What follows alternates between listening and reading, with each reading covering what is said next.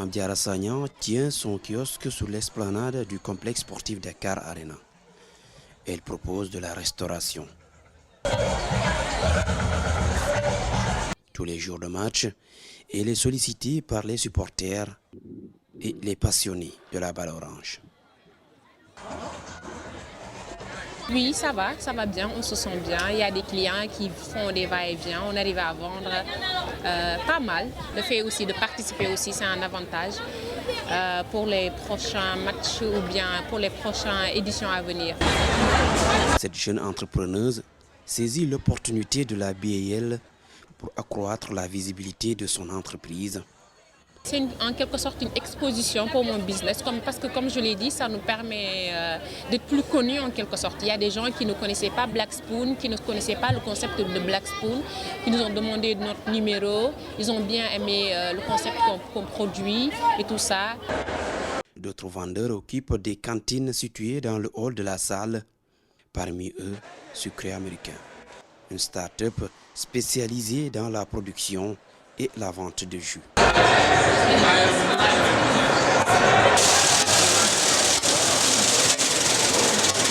Comme toutes les entreprises présentes ici, Sucré Américain profite de l'engouement suscité par cette compétition pour faire connaître ses produits. It's making a huge economical impact, at least for me and the people around me, because it's creating jobs, it's creating new experiences for people to enjoy, especially with the new train. We just come from a small beginning, but it's really humbling to be in a place so big, in a place so culture rich, and to share this with everyone else. Dans sa conception, la Basketball Africa League, c'est avant tout une affaire de basket. Ensuite, la culture vient s'y greffer pour créer un cocktail irrésistible pour tout passionné. Mais la compétition, c'est aussi ce qui se passe en dehors du parquet.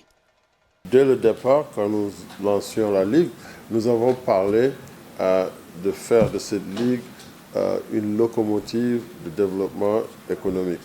Et c'est ce que nous sommes en train de voir, mais nous sommes même beaucoup plus motivés par ce que cette Ligue représenterait d'ici 10 ans en termes de potentiel pour employer les meilleurs talents d'Afrique qui vont rester sur le continent.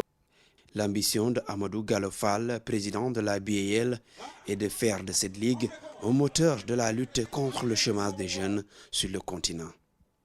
Des entraîneurs qui deviennent professionnels, qui vont être rémunérés pour faire leur métier, des arbitres, tous les gens que vous voyez autour des tables, des gens, des statisticiens, ça c'est des emplois qui sont directement liés au basketball, mais aussi on va voir le développement de médias sportifs. Selon les chiffres de la BAL, la compétition a contribué à hauteur de 250 millions de dollars, soit plus de 164 milliards de francs CFA au PIB des pays ayant accueilli le tournoi, et a généré 37 000 emplois directs et indirects depuis son lancement il y a 5 ans. En plus des 1000 terrains de basket que la Ligue compte construire ou rénover à travers l'Afrique. But those are mostly for the 4 countries that have been hosting BAL, and Senegal is one of them. Senegal has been hosting for the last 3 seasons, and this is the 4th time. When you see the suppliers, the vendors, the SMEs, the activity that is here, there's money that is being exchanged, and Senegal has been one of the countries that has benefited the most because Senegal has hosted one of the highest number of BAL, and so we see this number growing in the next few years to over $100 million just for the Senegal economy here. Abba No Stress figure parmi les bénéficiaires de cette politique de création d'emplois de la Basketball Africa League. Ce célèbre animateur de télévision et de radio collabore avec la Ligue depuis 4 saisons. La BAL nous apporte plus de connaissances, plus de maturité et plus de visibilité. Pourquoi pas? Donc on est fiers et on est encore content de travailler avec la BAL. Pour lui, ce tournoi représente une grosse opportunité pour la jeunesse africaine. C'est une opportunité pour la jeunesse parce que pour côté emploi, côté travail, côté exploit et côté tout. Donc vraiment on se voit quoi. On se voit sur la BAL et puis on rêve d'organiser une finale, pourquoi pas, une finale de BL quoi. De la sécurité aux équipes de nettoyage, en passant par les animateurs et les volontaires, c'est toute une chaîne de valeur ajoutée que ce tournoi a engendré. Tous les gens qu'on utilise durant la BL, c'est des entreprises 100% sénégalaises. Donc ce qui fait qu'on a des impacts, on impacte directement l'économie avec ces gens. On parle d'à peu près 400 à 500 personnes qu'on impacte directement. Je ne parle pas des familles, mais des personnes qu'on emploie directement durant les 15 jours où on est ici. Donc à peu près ces chiffres qu'on a. Pour chaque pays où on va avoir une conférence de la bière. Mamadou Diop promet de doubler son financement afin de mieux contribuer au développement socio-économique des pays hôtes. C'est au-delà de ça, c'est création d'emplois, mais plus important, c'est injecter beaucoup d'argent qui peuvent aider à la promotion de l'emploi, surtout des jeunes dans ce pays. Parce que le Sénégal est un pays où la jeunesse représente un grand pourcentage. Donc, aider ces jeunes, c'est aider le pays, c'est aider l'économie, c'est aider toute la nation sénégalaise. Le paradoxe est que le Sénégal ne profite pas assez de la BAL. Selon Chérif Sadio, manager sportif spécialisé également dans la communication et le marketing.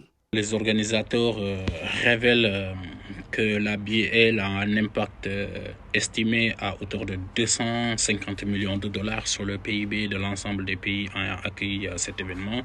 Je pense que le Sénégal, avec toute la recherche dont il dispose, avec les potentialités, les opportunités qui se présentent à lui, pourrait davantage générer plus de bénéfices, plus de revenus en termes d'attractivité. Pour le directeur de développement du club français Neuilly-sur-Marne en National 3, le gouvernement du Sénégal devrait profiter de la vitrine qu'offre cette compétition pour vendre la destination Sénégal. La BAL peut être considérée comme un levier de développement pour un pays comme le Sénégal, puisque c'est une compétition qui intéresse des millions de personnes à travers le monde, draine des foules à l'intérieur et attire de plus en plus d'influenceurs, de célébrités, de stars venus de partout.